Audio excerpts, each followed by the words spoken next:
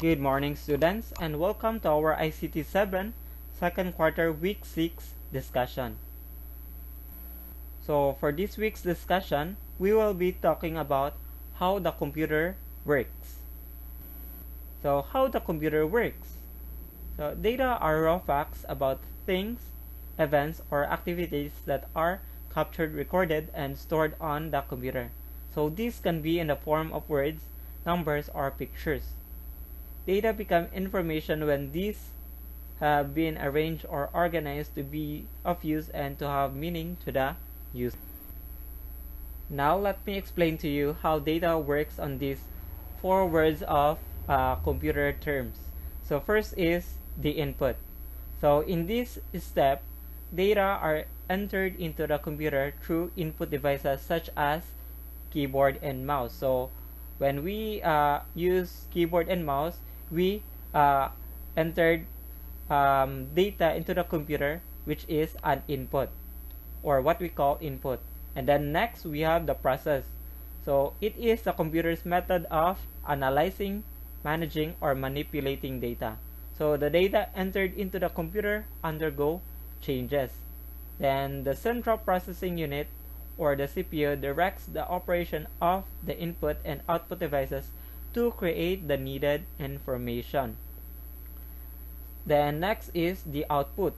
So you get the output once the computer is finished processing the data. So it could be displayed on the monitor, printed on paper, or heard through speakers. So what you see, what you get, and what you heard is called the output.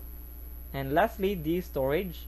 So this is the processed data are kept for future use. So we use hard disk drive to store the information, and we also use another storage devices like USB, flash drive, and memory. So next slide. Okay, now so let's proceed to the common computer application used in performing computer related duties. So we have the Microsoft Office application, which is a package application developed by Microsoft and is intended to be used in offices and school. So the first example of Microsoft Office application is the Microsoft Word. So it is a word processing application used for creating documents such as letters, brochures, activity programs, and learning activities. So those are just examples on how we use the Microsoft Word. Then next we have the Microsoft Excel. So it is a spreadsheet program ideal for entering, calculating, and analyzing numeric data such as sales figures, sales taxes, and students' grades. So whenever you use this Microsoft Excel, it will be easier for you to compute bigger numbers or figures like the sales figures and sales taxes and for your students' grades. And then we have the Microsoft PowerPoint. So it is a presentation tool that uses graphical approach to presentation in the form of slides, and its primary function is to help a presenter deliver its presentation effectively. So what I am doing right now, I'm having this video from a PowerPoint presentation. So I'm having a recording using the PowerPoint presentation.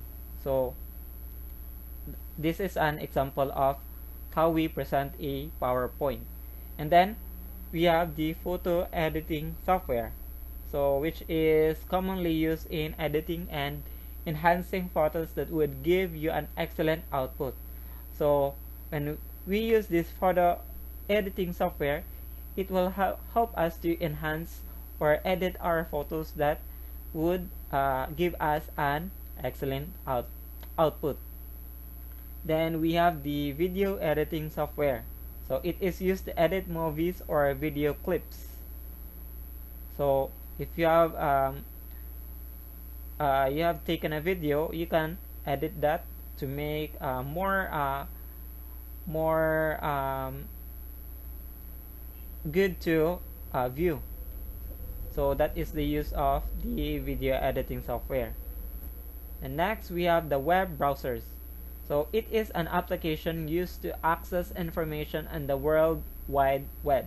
So web browsers interpret and display HTML web pages, applications, JavaScript, and other content hosted on web servers in the form of text, pictures, audio, and video.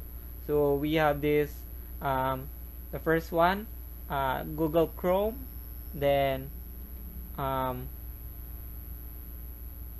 we have the Firefox, then Opera, and then and etc.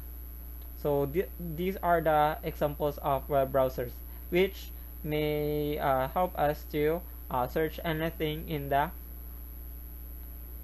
internet. So search engine is a program that enables the users to search for documents or information on the World Wide Web. So the Chrome, the Mozilla Firefox, and the Opera are examples of the search engine, which enables us to search for documents and or information on the World Wide Web.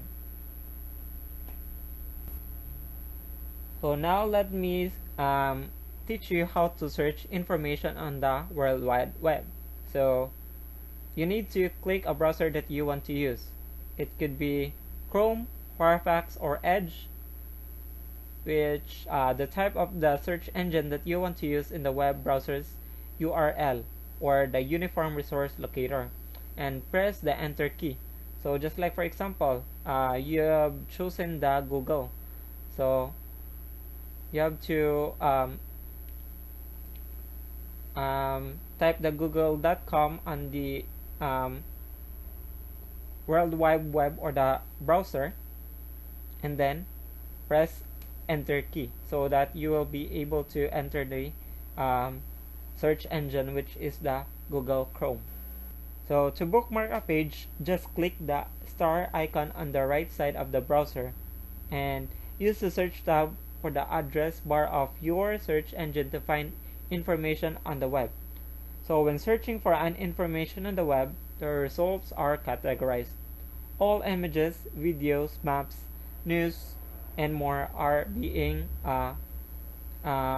displayed. So it is now categorized. So you may have, when you press or click the all, you will see all the images, videos, news, and books.